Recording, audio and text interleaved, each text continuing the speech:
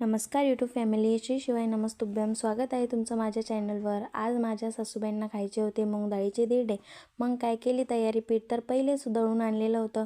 मी मिक्सरमधून मिरच्या आणि लसणाचं वाटण काढून घेतलं. आज माझ्या घरी गुंजन साक्षी पण आलेल्या होत्या. त्या दोघी त्यांच्या शाळेतला अभ्यास घेऊन आलेल्या होत्या. मग म्हटलं बिचारा एवढा अभ्यास करू लागला, द्या त्यांना गरम गरम धिरडे करून. मी धिरडे करायला सुरुवात केली. मग कमेंटमध्ये सांगा तुमच्याकडे ह्या धिरड्यांना काय म्हणता. मी इकडे गरम गरम धिरडे केले. आई आणि पुरी बसल्या खायला. मला म्हणे मस्त झाले धिरडे. आईला म्हटलं मी पण खाते, पण आई म्हणते की एवढ्यावरच नको राहू, तुला अजून काही कर खायला. मला तर परत माझ्यासाठी काही करायचा खूप कंटाळा आला होता. तरी पण मी टाकल्या ज्वारीच्या भाकरी. तोपर्यंत इकडे शौर्य पण उठला होता. मी येण्या अगोदर रडत होता, पण मला बघितल्यानंतर मस्त अशी गोड स्माईल दिली, जसं काही त्याला समजलं होतं की माझी मम्मा माझ्याजवळ आली.